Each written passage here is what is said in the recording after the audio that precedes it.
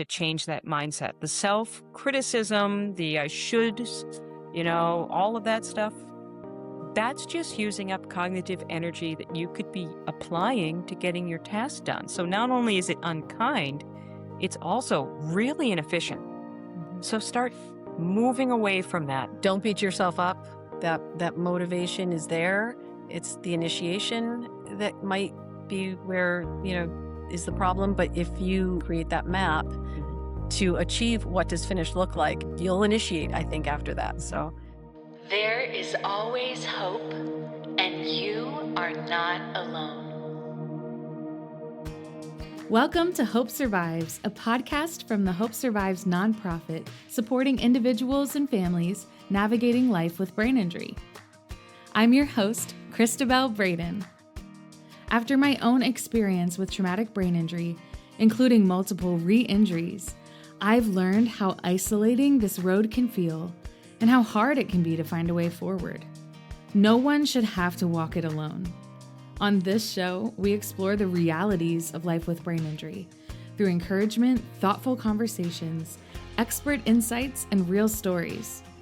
No matter where you are on your journey, remember, you're never alone, and hope survives.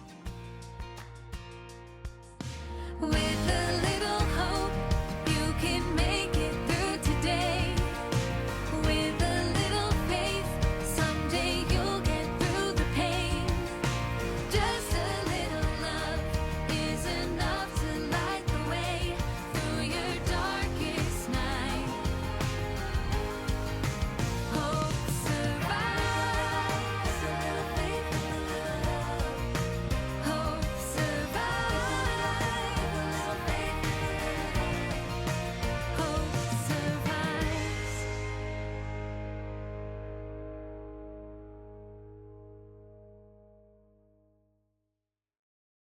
Hey friends, welcome back to Hope Survives podcast.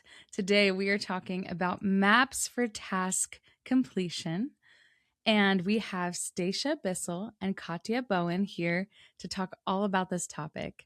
This is a very important one for life with brain injury because I don't know about you, but I struggled to get things done, and especially earlier on in my brain injury journey, it was so hard to just do a simple task. The fatigue would be so much that it's like just trying to do something simple can become a huge thing. It's like you want to do the thing, you logically in your brain know how to do the thing, but actually getting it done, having enough mental energy, having enough mental clarity, remembering to do the task, not getting overwhelmed or forgetting what you were doing in the middle of it. There are so many factors that can affect how to just get anything done through your day after you've had a brain injury, or getting discouraged even.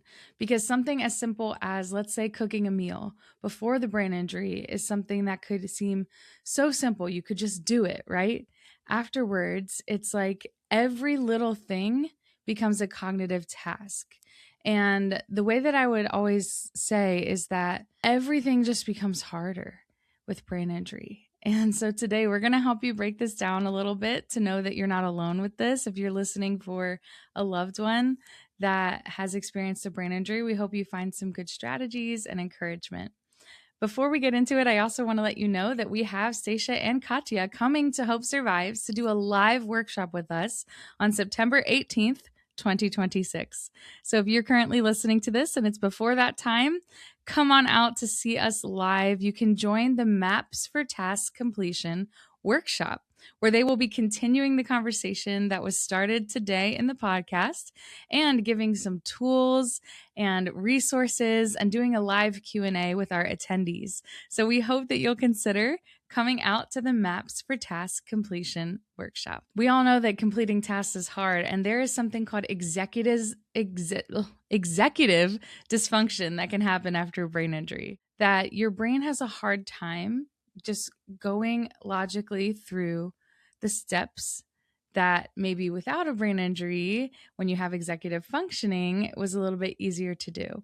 So today we have Dr. Jeremy Schmoe from the Functional Neurology Center here to talk about some of the neurology side of executive dysfunction. So let's give it over to Dr. Schmoe. So with executive dysfunction and you're not able to do the things that you want to do in like a timely manner, or you just forget what you're even doing, you're doing something, next thing you know, you're on to something else. Definitely involves neurology, that involves different circuits of the brain, specifically the frontal lobe, but also the cerebellum. There's something called cerebellar cognitive affective syndrome. When the cerebellum is not communicating in this loop, basically the loop goes cerebellum, midbrain, so cerebellum area called the dentate. So lateral aspects of the cerebellum. I like to have people just start doing things with their fingers, just doing like finger tasks, or have like a squeeze ball. Just that simple task of like activating and doing things like this seems to drive that network, or doing those small little like finger tasks. So if you start feeling foggy and you're forgetting to do things, start doing things to activate the lateral aspect of your cerebellum. That's going to fire up to your midbrain. That's going to drive dopamine, which brings me to my next point. We need to know how your dopamine levels are. There's different labs and things that you can run, but there's also questionnaires. If you have low affect, if your mood is just down, you feel depressed, just anxious, jittery, overall don't feel good, there's actually dopaminergic precursors that you can take that are non-pharmaceutical nutritionally to start to kind of like drive that activation. So there are nutraceuticals and things. We use a product, it's called DopaFlow. It's from Apex Energetics. Consult with your provider first before just taking DopaFlow, but it has precursors to help drive dopamine. And it could be something neurotransmitter wise too, or your brain could be inflamed. All right. So we got to think not just neurocircuitry or doing different, having the best devices or tracking on your computer or tracking on your phone to make sure you're doing things. It's like, for me, it's getting to the root cause to try and figure out what's causing that in the first place. So we got to think neurology, and you have to think metabolic and make sure that you're not missing anything from that inflammatory standpoint, because your neurons might just be pooping out from like a mitochondrial dysfunction, where the energy reserve of your neurons, which involve mitochondria, aren't doing what they need to do. We can actually look for mitochondrial autoimmunity. We can run a more advanced panel that looks at all of that energy production and function through a company called Vibrant America, and just kind of look at that, make sure that we're not missing that you have like a gut infection that's dysregulating your dopamine levels. And now your dopamine levels are down, and that affects your cognitive load and your ability to like dual task and do things, and you're getting agitated and things of that nature. So that's the name of the game for me, is looking at the metabolic and that neurocircuitry piece of this. Thank you so much, Dr. Schmoe, for those insights. We are so grateful for the Functional Neurology Center, as we know how difficult it is to find practitioners that are brain injury literate. And so thank you, Dr. Schmoe, for all the work you do for the brain injury community through the FNC. We are so grateful for the Functional Neurology Center's support of Hope Survives and of our podcast. The FNC offers personalized neuro recovery programs for anyone going through brain injury and a wide range of neurological conditions. When you trust your brain to the team at the Functional Neurology Center, they take the time to get to know the whole you so they can personalize your recovery program for your unique and complex condition. There is hope for a better tomorrow, and the FNC is committed to helping you get back what matters most. Visit thefnc.com for more. We are excited about today's conversation, and before we get into it, I would love to introduce our panelists today, or guests, I suppose. First is Stacia Bissell. She has a master's of education. She's a brain injury coach, educator, author, speaker, and survivor, specializing in helping others find personal and professional growth post-brain injury. Stacia serves on the advisory council for the Brain Injury Association of America and is a program leader for Love Your Brain. She's been a keynote speaker for numerous conferences and has been featured on several podcasts and webinars. You can learn more about Stacia at tbimentor.com. We also have Katya Bowen, who is a speech-language pathologist with over 2 decades of experience treating individuals with brain injury across acute and outpatient settings.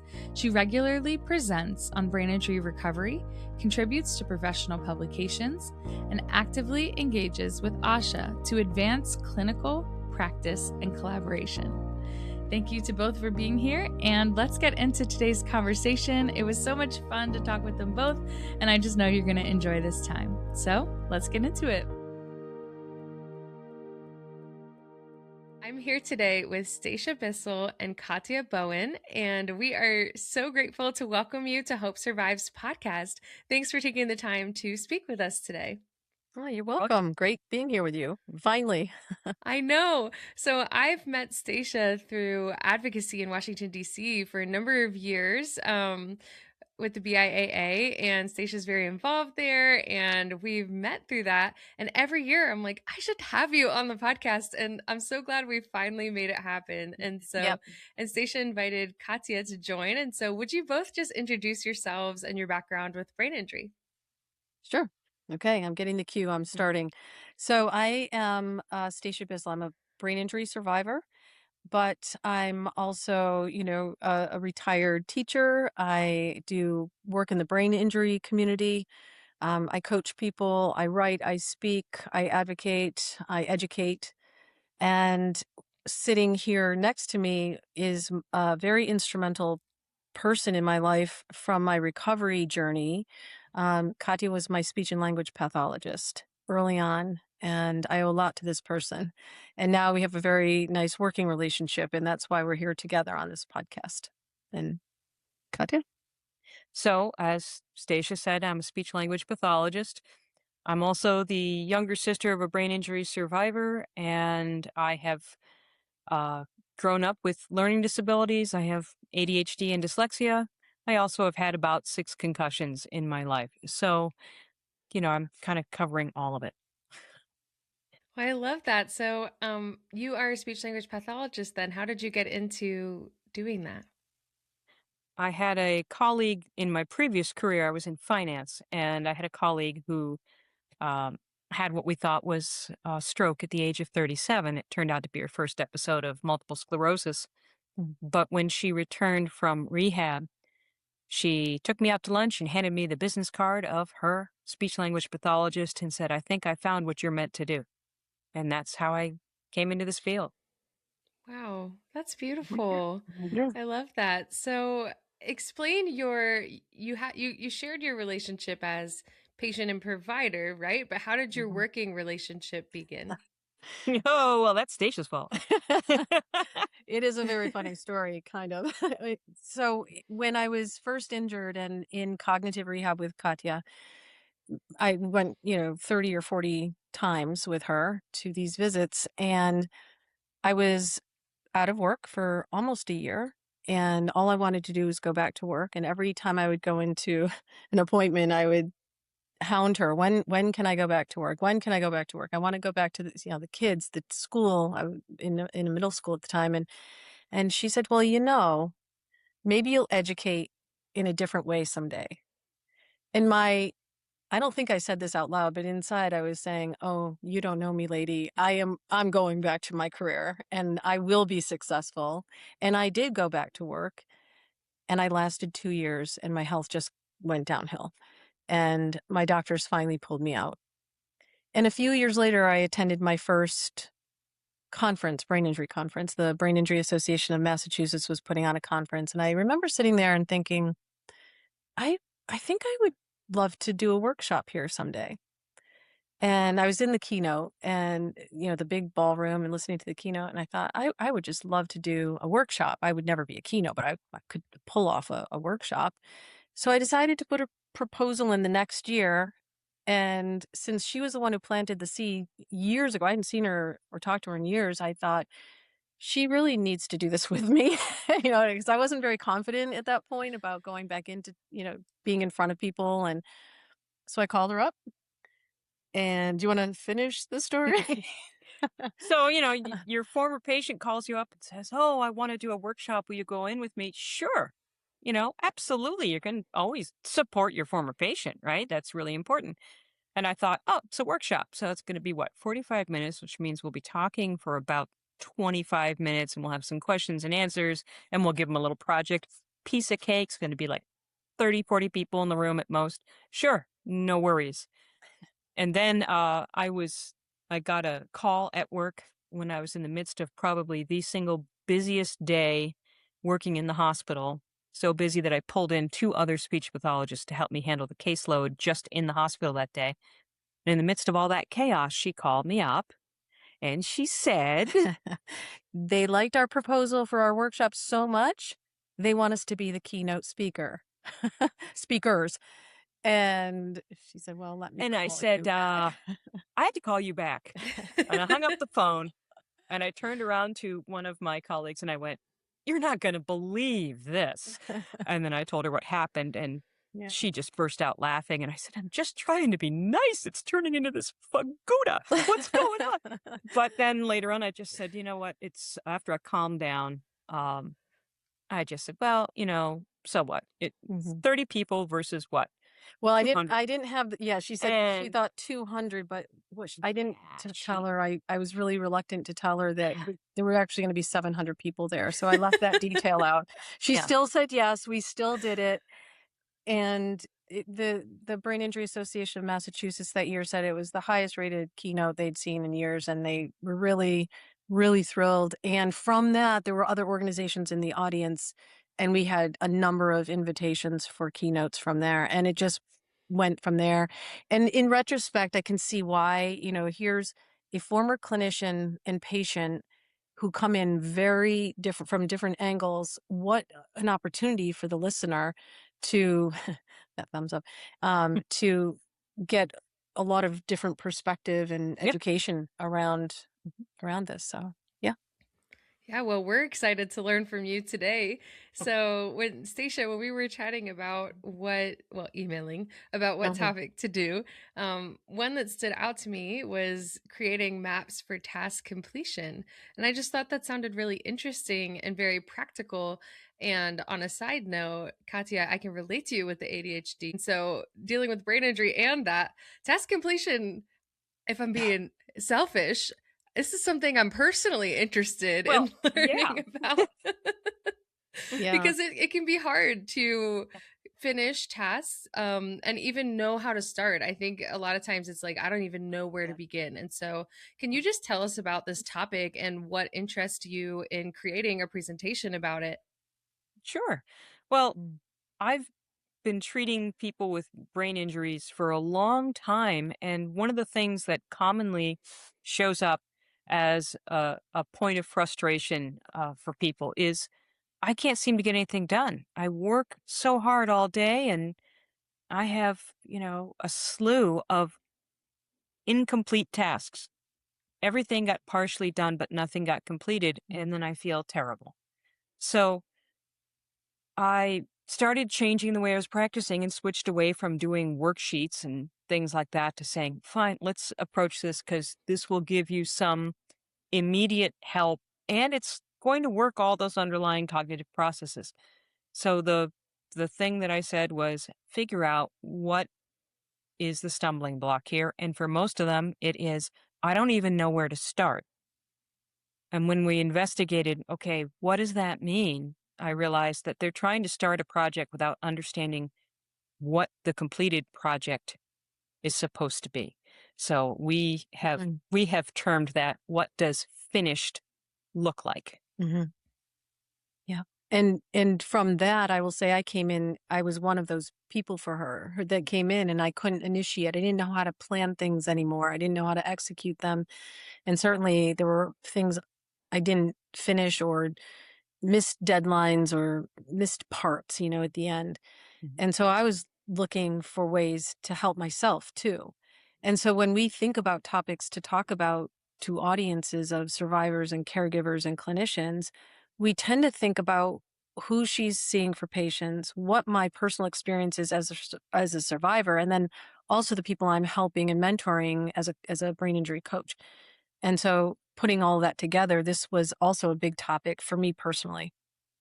So, and obviously you too, Cristabelle, you're getting it. Mhm. You're nodding. Yeah, Yeah. no, I totally get it. And knowing where to start is difficult. So why don't you just walk us through what would you like to share with our audience about this topic about creating maps for task completion? What does a map even mean? Well, think about when you'd use a map if you were going someplace, right? One of the things that I thought of the other day, I realized was that if anyone's who's ever been lost while they're hiking in the woods, they became lost before they left the parking lot. It didn't happen at this critical junction in the trail. It happened because they didn't think the process through and have all of the steps and everything that they needed planned out and ready to go before they started, which would have prevented them getting lost in the first place. So what we're looking at here is, instead of trying to fix a problem that's already happened, right? We want to keep it from happening in the first place. It's better to prevent a fire than have to put one out. So we said, let's think of it as a map. You can't create a map unless you know what your destination is. So the task destination is, what does finished look like? And if you cannot describe what finished looks like, almost in a way that somebody could sketch it out, then you really haven't thought about what you're trying to achieve, which means the whole plan is just going to, collapse like a wet taco, just because there's just nothing there to set up that structure. So here's an example she can tell you about. Yeah. So are you talking about the kitchen one? Yeah. Or I was thinking it's still on the hike. And, Still on the hike, either one. You yeah. either one. Yeah. Well, I was just thinking about, what does finished look like just for a hike? Because I love the woods. Is I want to be back in my car at some point, safe and sound at this time, without frostbite or without heat stroke or whatever. But anyway, I think I brought this problem or this issue to Katya at one point. Like, the kitchen one. The kitchen. I want to have a clean kitchen. And she said, well, what does a clean kitchen look like? And I said, well, my dishes are done. And then how did it roll from there? Well, I said, so, okay, define what a clean kitchen is. And she said, my kitchen's clean. My kitchen's clean. And I said, well, a little more detail than that. And she said, well, the dishes are done. And I said, okay, so what you just described isn't cleaning your kitchen. You just described doing the dishes. So is your task doing the dishes, or is your task cleaning your entire kitchen? Because if it's cleaning your entire kitchen, you haven't addressed the sink, the counters, the stovetop, the floor. What does a clean kitchen mean for you? And that's when she said, well, and she started describing it.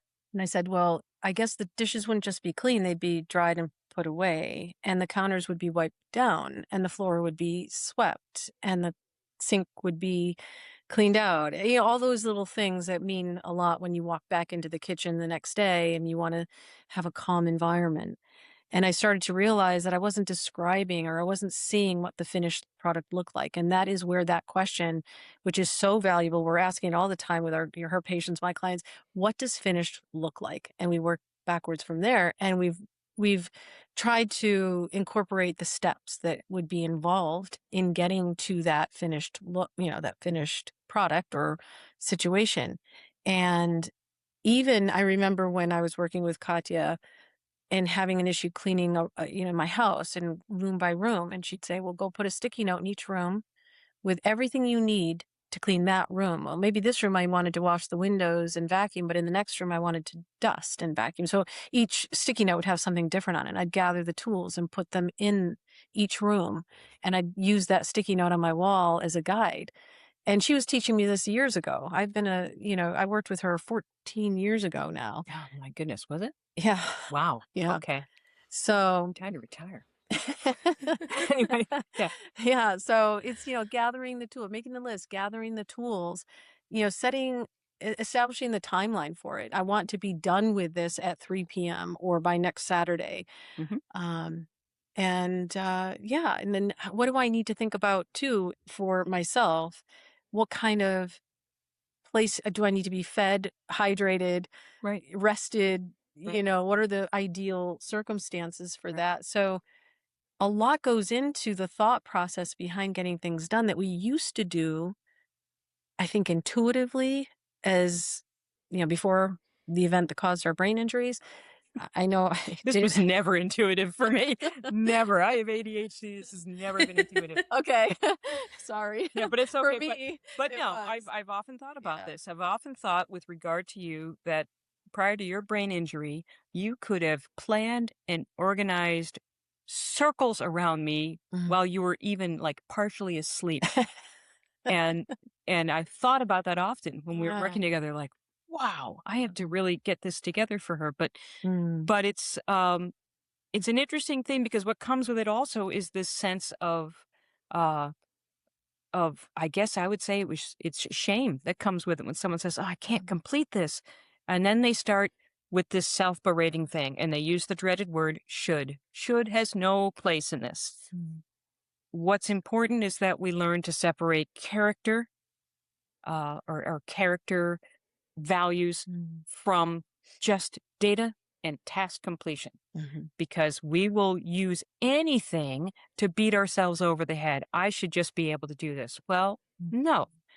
One of the points that I often make to patients is, if you had knee surgery, right, and you were going around in crutches, would you be saying that you can't walk up the stairs because you have some sort of a character flaw, or would you say it's you have had knee surgery and you just go use the elevator? Well, right here, okay, this is damaged right now. It's healing, so that's how you have to do things. I'm So so glad you brought that up with the emotional aspect, because completing tasks is not just, a practical, tangible thing, but it's a very emotional thing, especially for somebody who's been used to doing something a certain way and now has to adjust, or even figuring out like day to day, what if on Monday I could do it and then on Tuesday I Yep. don't know where to start, and I feel like my mind is blank and I'm just hitting a wall and I have no idea what to do and I'm exhausted, and symptoms can go up and down, and so that in itself can feel emotional. And so how do you take the emotions kind of out of that to even start your map or start your figuring out what finish looks like for you? Okay. Well, most of our lives, we're told that we need motivation to get things done. You just need to be motivated and you can get things done. Well, motivation is an emotional construct, right? Hmm. So, motivation without a plan is just a dream. So, dreams don't become reality without action. And that action clinically we refer to as initiation, getting started. So, for many people, just getting started can pull them along to the end point. But for just as many people, that's not enough. They really need the structure there. So it's a matter of looking at this and saying, for me individually, what conditions set me up so that I'm more likely to get a task done? What things do I have to take into consideration, such as fatigue?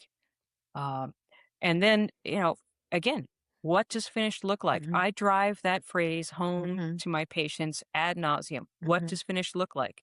Didn't get done. Okay. What did finished look like for you? Well, I mean, I just did it the way I normally do it. Mm-mm. You don't have the same brain anymore.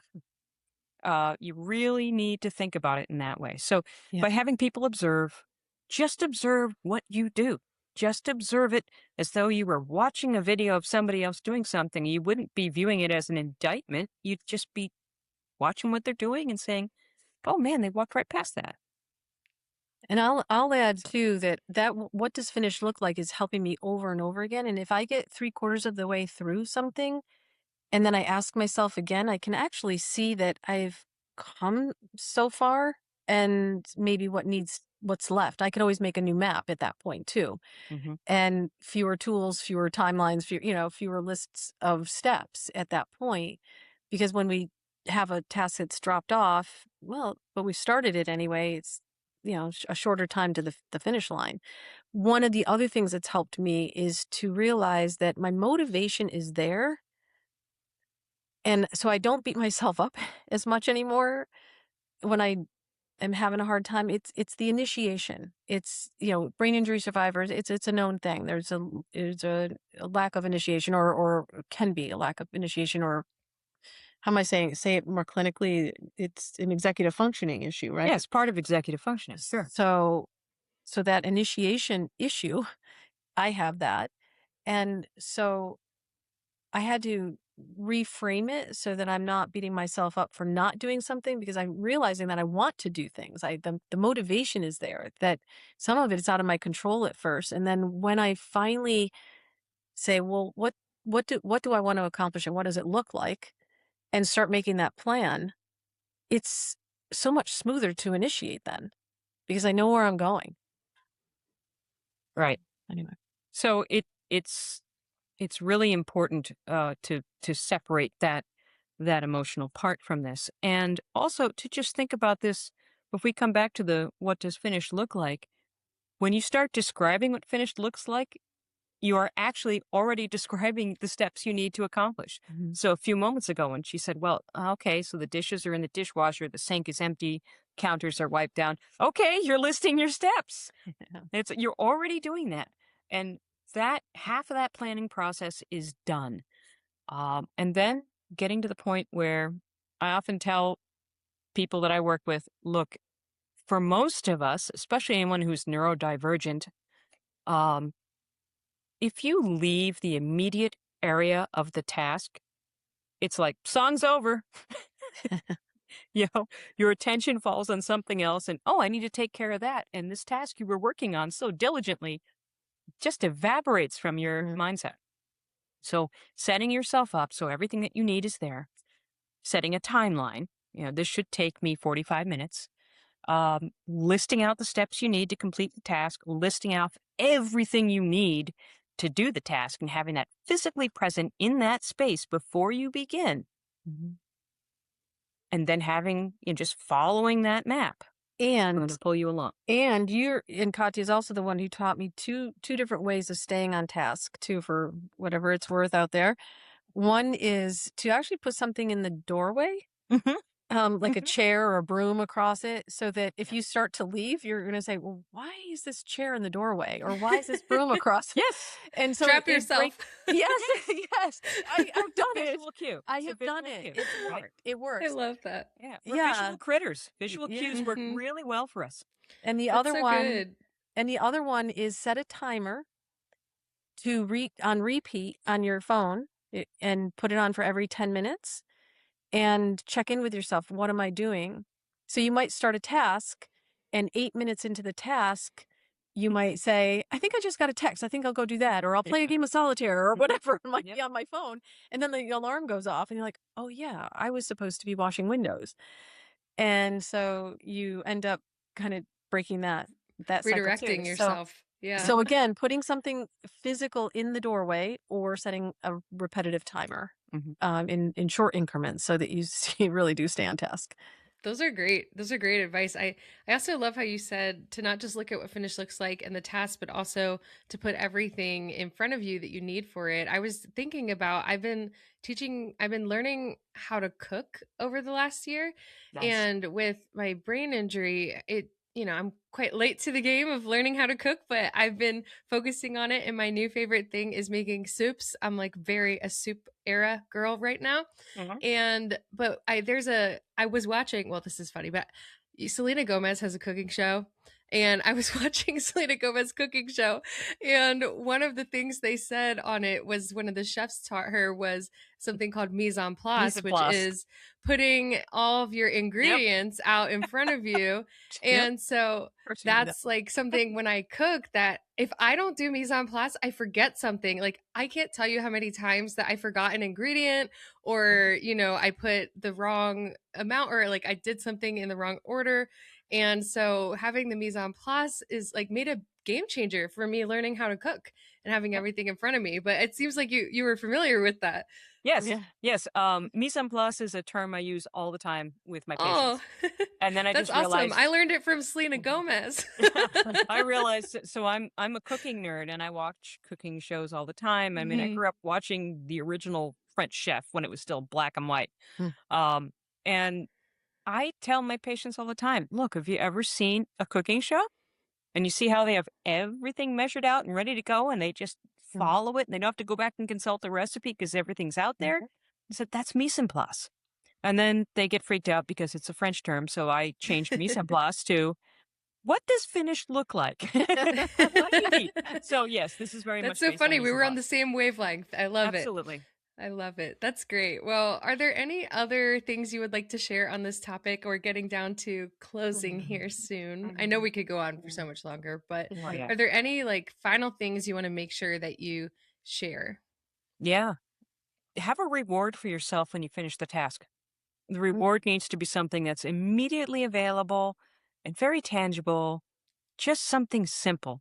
That's like a little mini celebration. And that's a very powerful tool because we're trying to get rid of the shame and we're trying to add into that, hey, something got done. You did it. Congratulations. Have that cup of tea. That sort of thing. So that's really, really important to change that mindset. The self-criticism, the I shoulds, all of that stuff, that's just using up cognitive energy that you could be applying to getting your task done. So not only is it unkind, it's also really inefficient. So start moving away from that. This is not character flaws. This is just gather data, list it out, and do what the data says.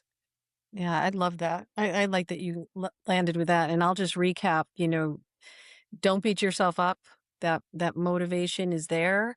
It's the initiation that might be where, is the problem. But if you take that question, what does finished look like? I think the initiation will be there because you will have put a lot of the work in to create that map to achieve what does finished look like. And you'll be, you'll initiate, I think, after that. So those would be my last words on this. That's great advice. Thank you both so much. So You're this is welcome. Hope Survives podcast. So the last question we always ask are, what are your final words of hope for our listeners? Mhm. Oh, wow. I always say, the first 5 years are the toughest, but hang in there. It does get better. Gain the insight into your own brain injury and learn as much about brain injury as you can.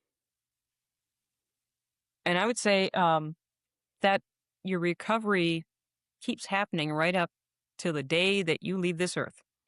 And it may be only incremental after a few years, but it's still happening. There's neuroplasticity. Your brain is still rewiring. So you're still going. My dad used to have a sweatshirt that said, "Aún aprender," because he was learning Spanish. And that means I am still learning. So that's what you're doing throughout life. You're still able to do that. Brain injured people are incredibly resilient and my favorite population to work with, frankly. So there you go. I love that. Thank you both so much for sharing. I love the reminder. We're still learning. We're still growing. There's hope. If you have any further questions, you can email us hi@hopesurvives.org and we would be happy to pass those along for you. So thank you all for tuning in. Thank you, Stacia and Katya, for your time today.